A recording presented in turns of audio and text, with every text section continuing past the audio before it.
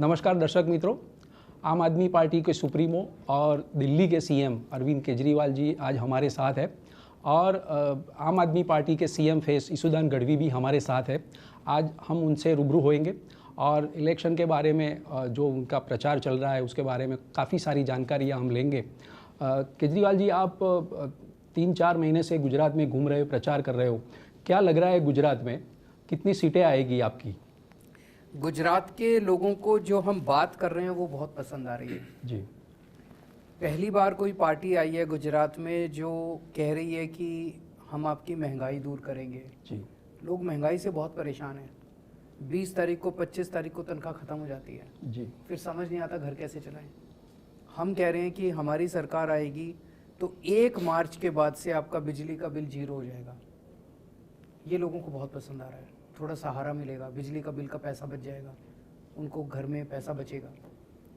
लोगों को यकीन इसलिए हो रहा है क्योंकि दिल्ली में करके आए हैं हम। दिल्ली में हमने बिजली का बिल 0 कर दिया, पंजाब में हमने बिजली का बिल 0 कर दिया, तो वो लोगों को लग रहा है कि ये लोग कर सकते हैं, गुजरात में भी करेंगे। लोगों को ये बहुत अच्छा लग रहा है। हम उनको कह रहे हैं कि दिल्ली में हमने शानदार स्कूल बनाए हैं। लोग अब अपने बच्चों को प्राइवेट से निकाल के सरकारी स्कूल में भर्ती करा रहे हैं।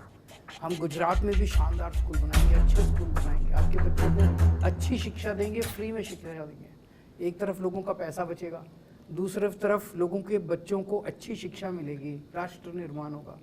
लोगों को ये बहुत अच्छा लग रहा है कि आज तक तो किसी पार्टी ने आके ये नहीं कहा कि हम स्कूल बनाएंगे। लोगों को हम कह रहे हैं कि हम अस्पताल बनाएंगे, आपके लिए मोहल्ला क्लिनिक बनाएंगे, आपका पूरा इलाज मुफ्त कर देंगे, जैसे दिल्ली में हम करके आए हैं। ये भी लोगों को अच्छा लग रहा है। हम आपके बच्चों को रोजगार देंगे। दिल्ली में मैंने 12 लाख बच्चों के लिए रोजगार तैयार किए। ये भी लोगों को अच्छा लग रहा है। तो जो हम बात कर रहे हैं, आज तक लोगों ने किसी नेता को राजनीति में इस किस्म की बात करते देखा नहीं था। ये हमारा एजेंडा लोगों को और भरोसा इसलिए हो रहा है क्योंकि ये सब हम दिल्ली में करके आए हैं, पंजाब में करके आए हैं।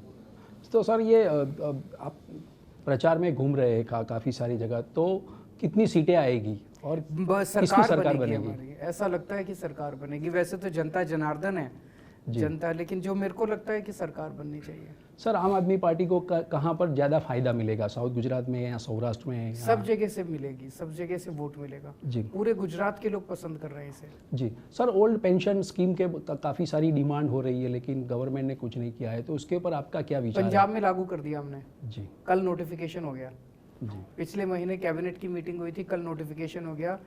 पंजाब के, गुजरात के सारे कर्मचारियों को मैं कहना चाहता हूँ, सरकार बनने के 1 महीने के अंदर गुजरात में ओल्ड पेंशन स्कीम लागू कर दी जाएगी। जी सर। और पंजाब का जो चुनाव है, आपने जो वहाँ पर भी काफ़ी सारी स्पष्ट बहुमति मिली और उसके ज़्यादा भी सीटें मिली है, तो पंजाब और गुजरात का चुनाव में क्या डिफरेंस मिल रहा है आपको? लोगों की समस्याएं तो एक ही हैं, आप कहीं चले जाओ, महंगाई, बेरोजगारी। एक आम आदमी क्या चाहता है? वो चाहता है मेरे बच्चों को अच्छी शिक्षा मिल जाए, घर में कोई बीमार हो तो उसका इलाज ठीक से हो जाए, महंगाई बहुत हो गई है उससे थोड़ी राहत मिल जाए, मेरे बच्चों को अच्छी नौकरी मिल जाए, मकान मिल जाए, रोटी मिल जाए, यही तो चाहता है। उसकी बात केवल हमारी पार्टी करती है और कोई पार्टी नहीं करती। सब बड़ी बड़ी बातें करते हैं। आज की राजनीति में आप क्या देखते हैं टीवी में? भाजपा ने उसको गाली दी, कांग्रेस ने उसको गाली दी, उसने उसको गाली दी। एक आम आदमी बैठ के देखता है, यार मेरी तो कोई बात ही नहीं कर रहा, ये आपस में गाली गलौज कर रहे हैं, तर्क कुतर्क, वाद विवाद, आरोप प्रत्यारोप। हमें ये सब करना नहीं आता, हमें राजनीति करनी नहीं आती। मैं तो खुल के बोलता हूँ कि अगर आपको राजनीति चाहिए उनके पास चले जाओ, अगर आपको गुंडागर्दी चाहिए उनके पास चले जाओ, अगर आपको गाली गलौज चाहिए उनके पास चले जाओ। मैं पढ़ा लिखा आदमी हूँ, इंजीनियर हूँ। अगर स्कूल बनाने हैं मेरे पास आ जाओ, मेरे को स्कूल बनाने आते हैं। अस्पताल बनवाने हैं मेरे पास आ जाओ, बिजली ठीक करनी है मेरे पास आ जाओ। इशुदान जी ने एक क्वेश्चन लिया। इशुदान जी, ये फार्मर्स की बात करें तो काफ़ी सालों से सुन रहे हैं कि फार्मर्स की हम आय दुगनी करेंगे। आय दुगनी करने की बात है तो ठीक है, लेकिन आय बढ़ी है, लेकिन देखा जाए तो सामने महंगाई भी बहुत बड़ी है।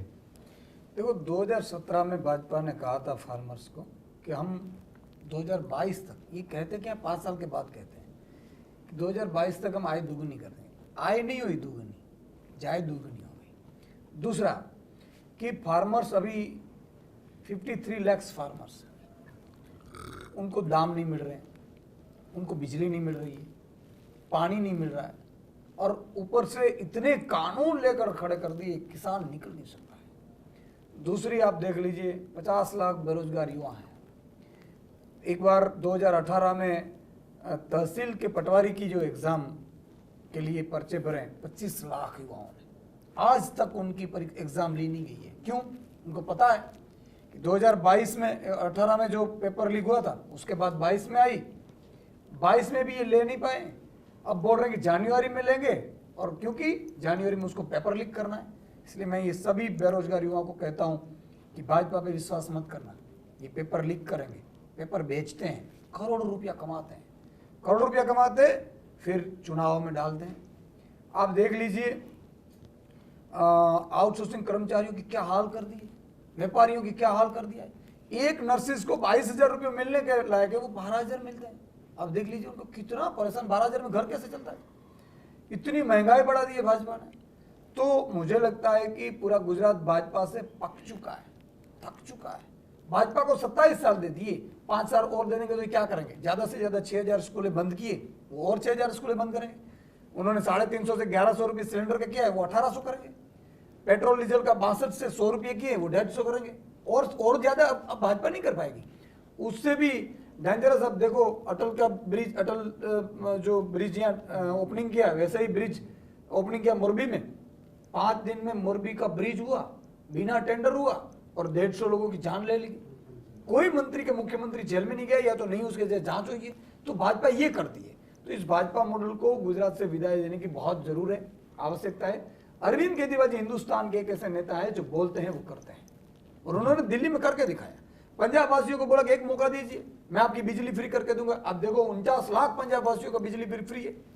गुजरातियों को भी मैं विनती करता हूँ, 6.5 करोड़ गुजरातियों को, आपकी बिजली आपके भाजपा वाले के कांग्रेस वाले नेता नहीं करेंगे, आपके कास्ट के बड़े नेता नहीं करेंगे। एक बार मौका दीजिए, पहली कैबिनेट में 1 मार्च से आपकी बिजली बिल जीरो करने की जिम्मेदारी हम देते हैं, क्योंकि अरविंद केजरीवाल जी ने गारंटी दी है।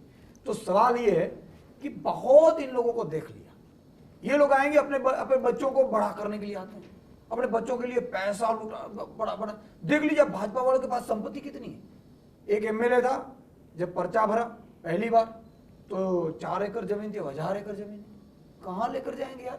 मुझे तो उन पर इतनी तरस आती है कि ईश्वर ने 2 चीजें बहुत अच्छी बनाई है। एक तो मृत्यु निश्चित है, सबको जाना है। दूसरा, एक सोई जितनी चीज भी ऊपर लेकर नहीं जाते, तो क्यों पब्लिक का पैसा लूटते हैं यार।